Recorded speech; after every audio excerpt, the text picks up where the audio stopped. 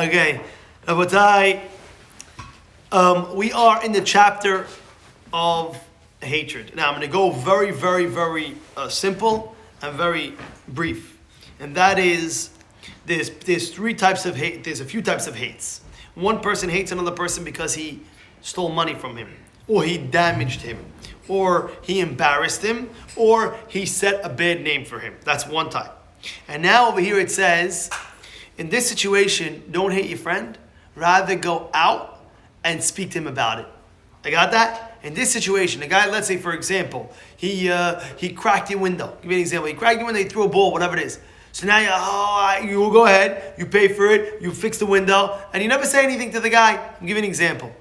Right? So now you always you bottled in like, oh, this guy broke my window, and he doesn't even know what are you going. He doesn't know. Oh my goodness, you're right. He doesn't know what he's doing wrong. So therefore, in that situation, it's always proper to speak to him about it, right?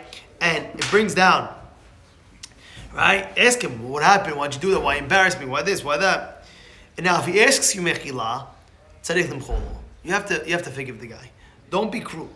Don't be cruel. When a person comes to you and asks mechila, don't be cruel. You know, now sometimes you might have done something so bad to the person where just to go up to the guy and say, I'm sorry, is not enough. Sometimes. I mean, you know what you did to another person. I know there was a guy in this shul, happens to be. He prays him once a week on Friday nights. And he came to me after I gave such a class like this. He came to me, he said back 26 years ago. He said he said to me, he did something wrong. He told me I did something very wrong to somebody else. I know I did 100%. And he asked Mechila. The guy said no. And he said to me, rightfully so, because I really, really wronged him. Okay, no problem. Second time around, he asked the Mechila this time in a wedding. He took his hand. He said, I apologize to you. He took his hand and he in front of people, please forgive me. The guy didn't even look at him, he didn't even give his hand in front of people. Third time he came along with another wedding, a bigger wedding, and he told me he brought his friends together to the guy that he wronged. And he did it again. The guy didn't look at him. He didn't pay attention and did that. 3 times he said, I don't know what to do anymore. Finally, the guy, he did it one last time, and the guy was mochel. But don't be cruel to give forgiveness. Always forgive. You never want to just forgive. You want Hashem to forgive you, right? So same way, forgive others. It's midah keneged midah, measure for measure. And that's the honest truth. Measure for measure. No, there's a way of doing it. There's ways. Whatever. I'm not going to go through the halachot of asking mechila right now. But at the end of the day, you'll see in halachot Erev Kippur. Before Kippur, it tells you all the halachot of asking mechila. But it's a real thing. It's a real thing. Mechila from a human being. If you really wrong somebody, you have to ask mechila. I know one time my own personal life.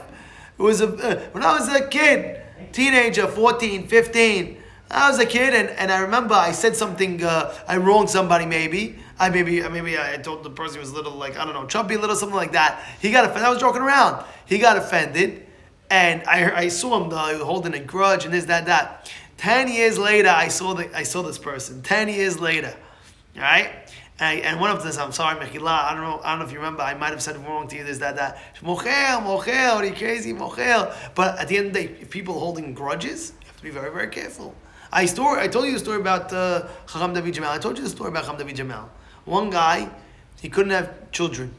And he went to somebody for years, he couldn't have children. He went to a rabbi, give me bracha, and the rabbi said, did you wrong anybody? And he's thinking, who did I wrong? I don't know, who did I wrong? And then all of a sudden he said, "Oh, maybe I spoke bad." He said something about the Rabbi David Jim. He said, he goes to his mehila. He says, and he said, the other rabbi said, get a written letter. He got a written letter. I'm mochel from Rabbi Jim. Of course I'm mochel. And within that year he got a child. It's a true story. It's happening in our community. His son told me the story that this is what happened with his father. And I remember I was at a carnival once. I was taking the kids to like those Hatzalah carnivals, something like that. And somebody came over to me and he spoke to me about this story. He says, this is a famous story because I told him, Rabbi Jamal teaches by us and this, that. He's like, well, I have a story for you. Rabbi David Jamal is very, very holy. It's a real thing. It's a real thing. It's not a joke. You can't just hurt people and just you think we get away with it. No, hurting people is a real thing. It's a haram. You know haram. Now that's one type. Second type is what? Even if he doesn't ask mehila, don't hate him. That's a hidush.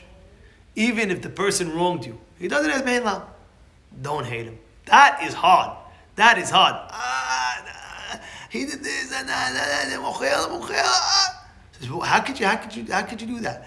And the answer is we don't hate him. Rather, what we do is we have to understand something. At the end of the day, nobody, no human being or nothing could ever hurt us without the decree of Borei Olam. Really, that's the truth.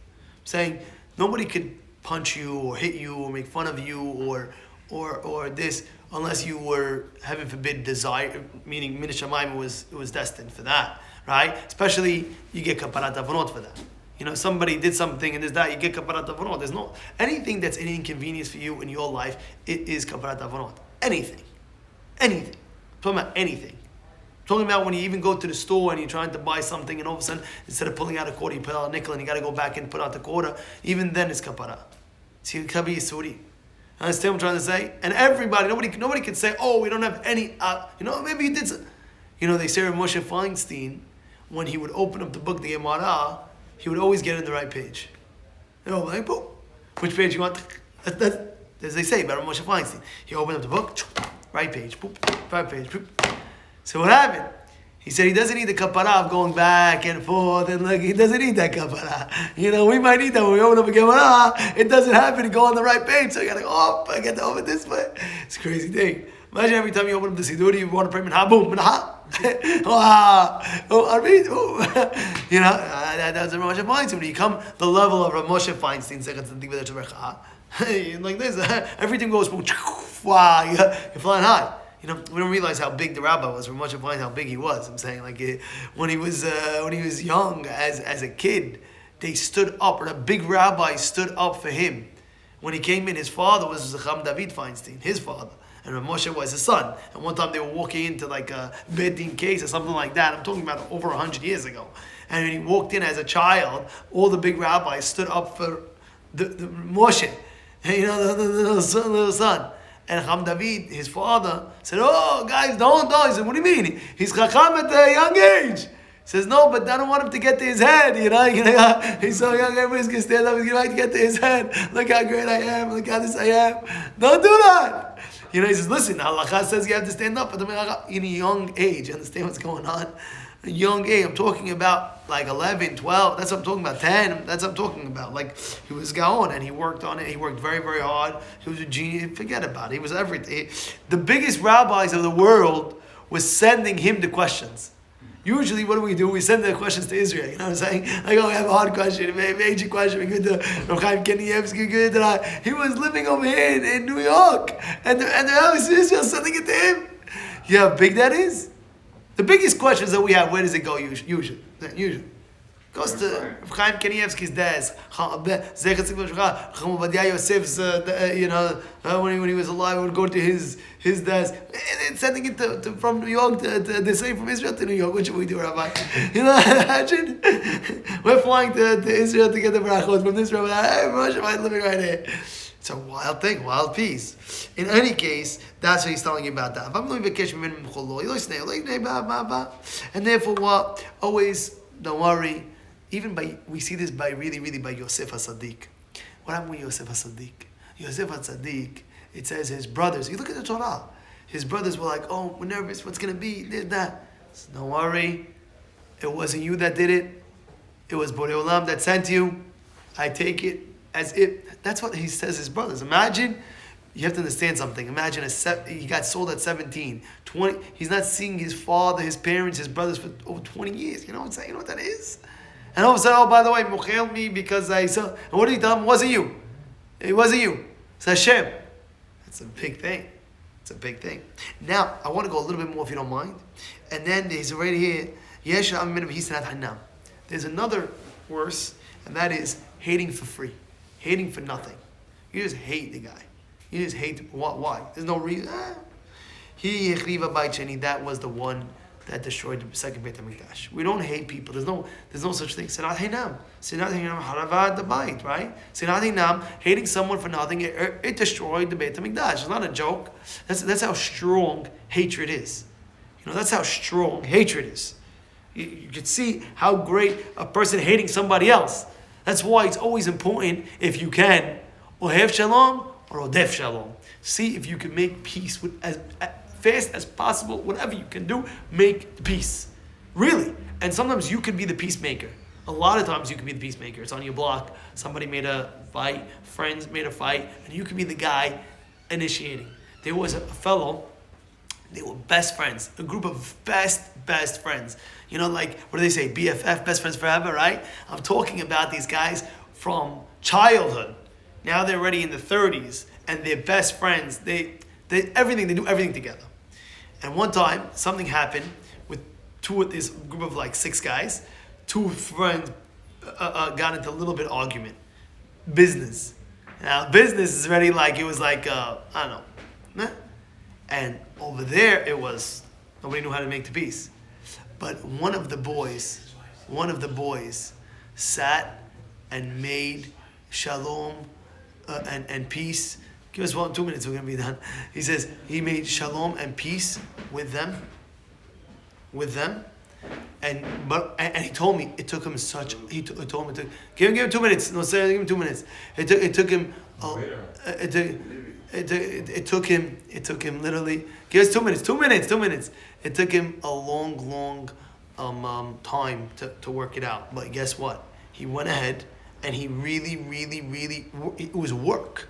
So people want to make peace with people, but it's work. You have to work it. I'm inviting him to my house. I'm taking him out for dinner. I'm making sure everything, the ambiance is good. You're gonna see this and that. And he did it. And it was a very like a big breakup.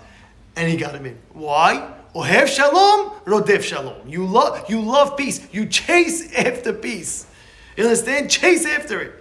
Do it. Do whatever you can to go ahead and make it happen. And if you have, even sometimes it happens with Shalom Bayit. Sometimes it happens with Shalom Bayit.